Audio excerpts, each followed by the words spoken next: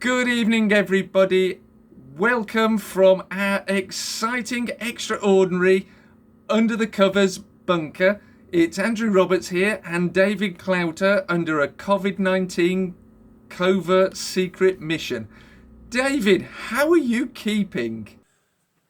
Well, Andrew, today we're hunkering in our bunker, as you can see behind us here. Isn't it exciting? And there'll be a few behind-the-scenes pictures as well as to how we did this, which is quite a miracle. But it's great to be back in the frame again.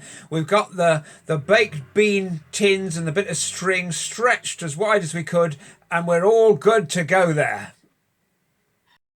No, we certainly are. And we were on the ease last time. I mean, you were doing it in your gas mask because we weren't quite sure if it was safe or not to do. So, ease. Where did we get up to? Well, I think the next one on the list is exchange with long completion. Last time we did exchange with delayed completion, which would be a couple of weeks to allow you to get the sort of refurb guys in there to put a kitchen or a bathroom. But what about if we really go the whole hog? And I suppose this is a bit stronger, isn't it, than a lease option, because you're absolutely committed to buy it at the end. And this term could go on for months, maybe years even. And while you're scraping the money together to get the deposit, you're possibly, if you're running it as a buy to let, you're getting some income in that you can show the bank, so you've got a track record.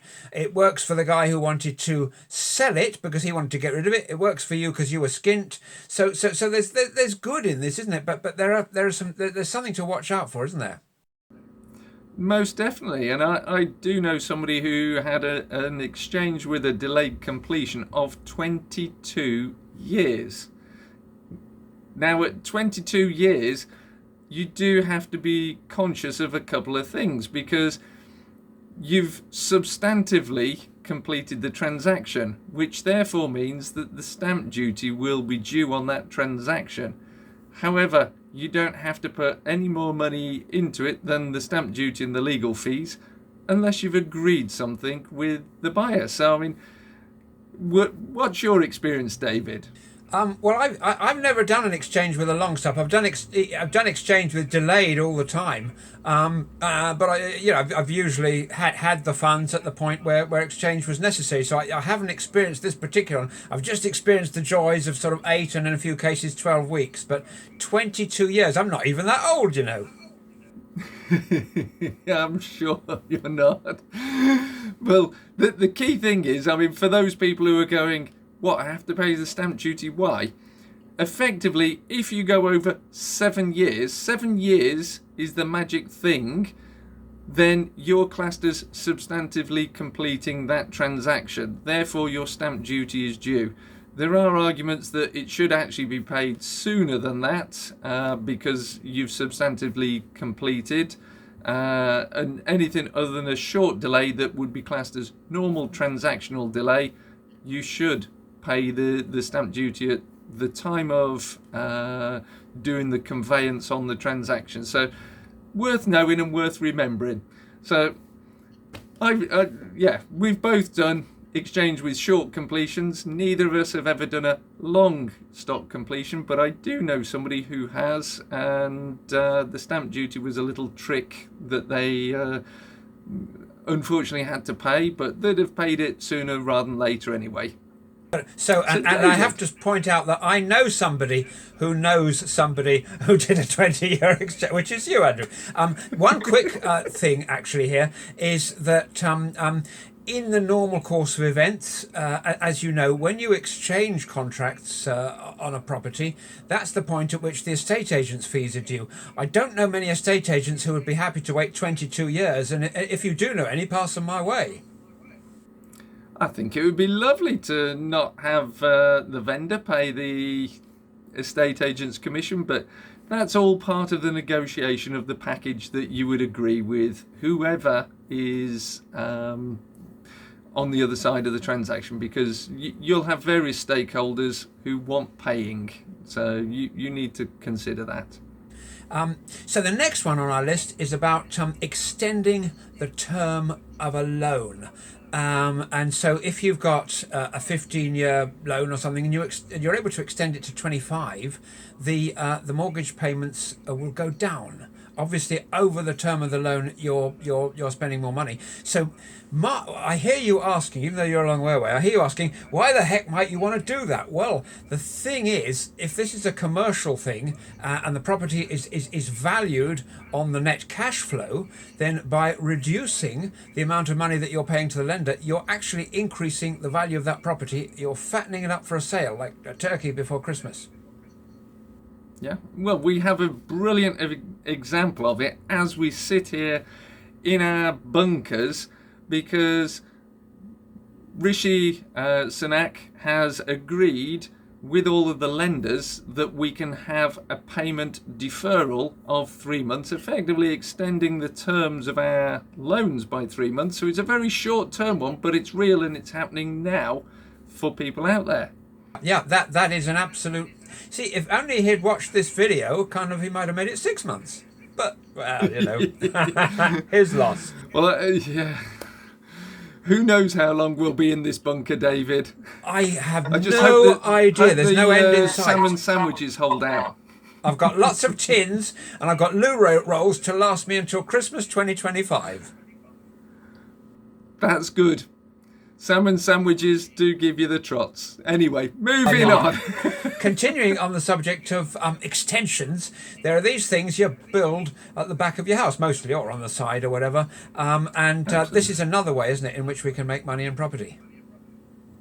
Well, I've certainly done a few of those. I've added conservatories, I've straightened hips to gables, I've added kitchens on the back, done all sorts of extensions, added extra floors in, and you name it, I've pretty much done it.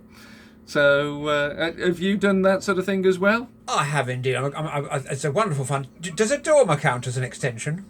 Maybe the tiny little... Well, you're increasing the floor space, aren't you, albeit by probably 1 or 2 cubic meters. But then if we extend, if we on the other end of the scale, I've got a friend who does this quite a lot, and he'll take an end of terraced house, he'll build an extension at the back, and then he'll do a vertical title split down the middle of it with a door on the side, and he's a bit of a naughty boy, so if any planners are watching, turn off now. So what he'll do is he'll put a crappy old door, am I allowed to say that word, a sort of distressed old door on the side of the house, because he knows that Google Street View and all those don't take photos of those, and I shouldn't be, this is really spilling the beans, isn't it? This guy will be in trouble now. And then he go, oh no, that door was always there, and there's no way to really say whether it was or whether it wasn't, but then there'll be one entrance on the side, one entrance on the front, split down the middle, and because you've got the extra space for your kitchens and your bathrooms at the back, you've just built on there, so you can turn a 3-bedroom house or something into two beds, and that's very lucrative. Yeah, no, I've seen that done before, and people splitting it so it effectively becomes a masonette as well, so you split one floor from the other. All common practices, and building control's an important one to get involved at this point, because if you want to go for your mortgage finance, you might find you can't if you haven't got building control involved.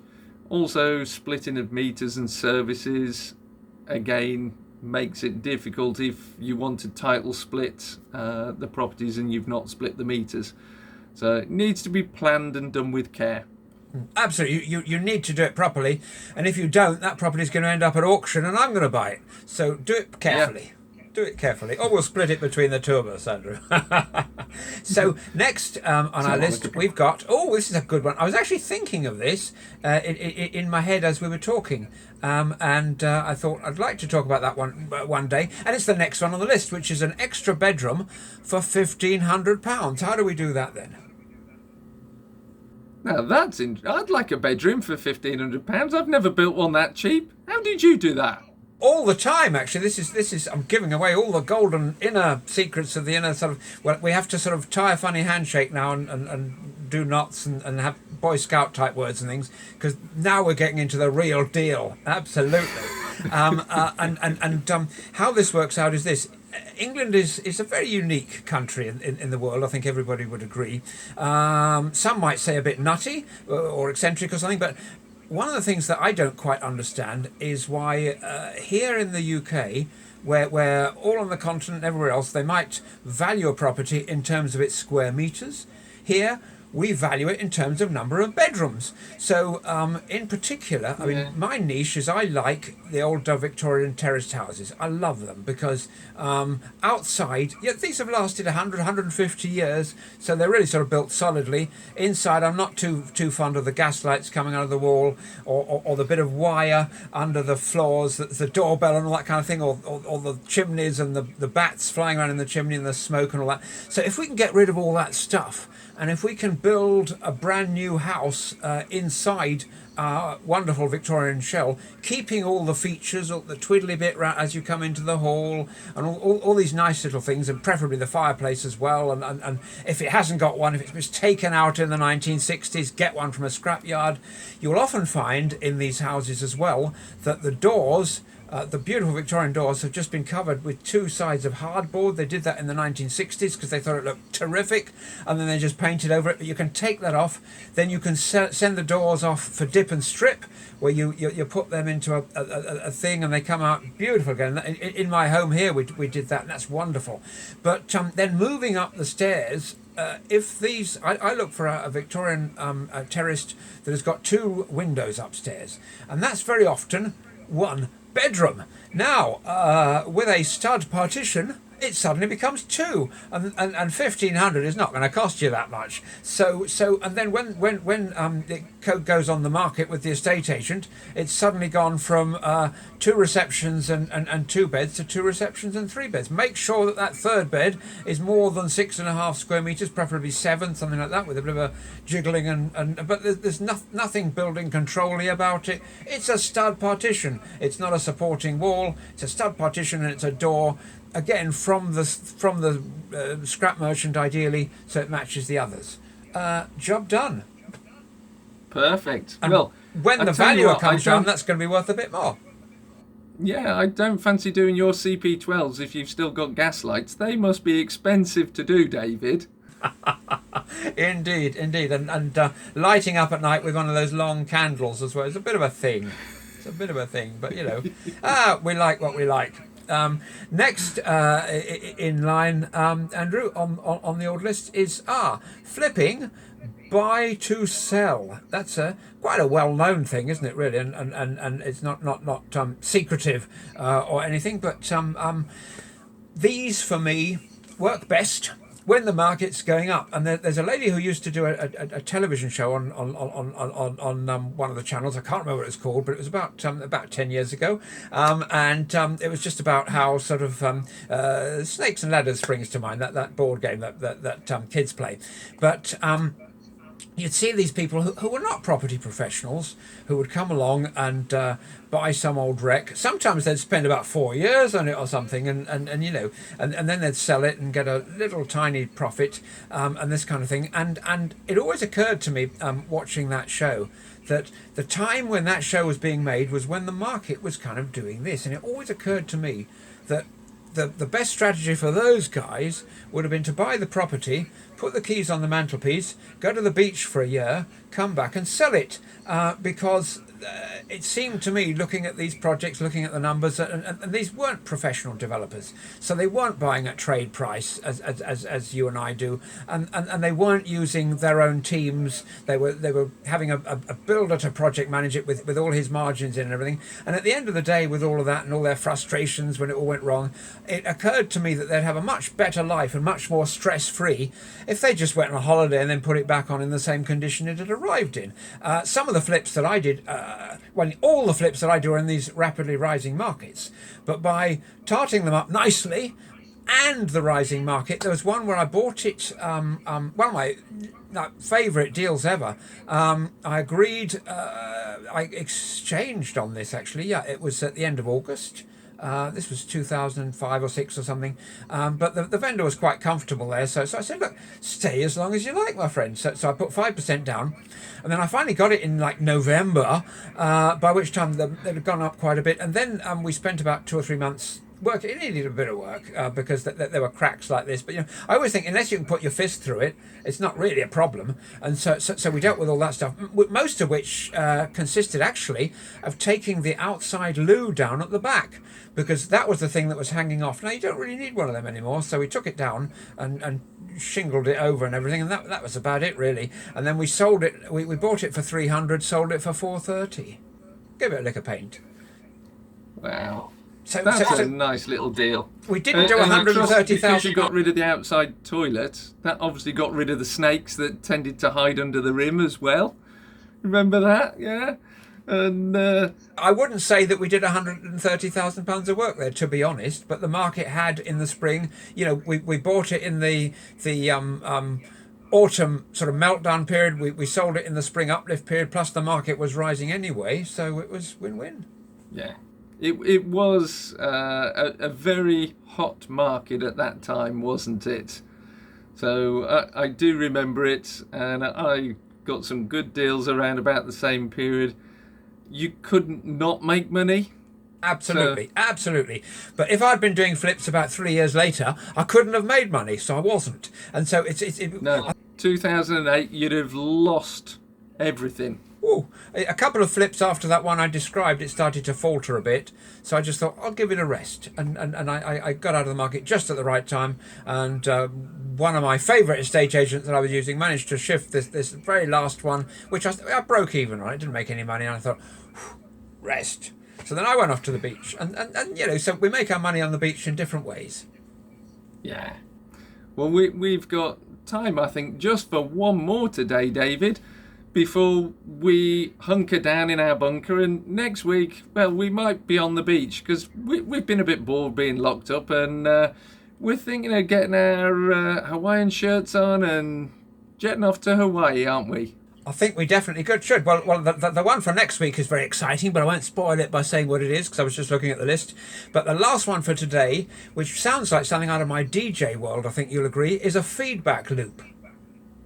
Doesn't it? It sounds like something you do in the disco or in the mixing desk. But a feedback loop is this. I've got a good friend who's a developer, and at the end of every project, he gets the whole team sitting around a big table. So the architect will be there, the estate agent will be there, the project manager will be there, and everybody who's got anything to say. And then he sits at the head of the table, and this is a kind of listening exercise. And he goes, right, guys, what did we do wrong?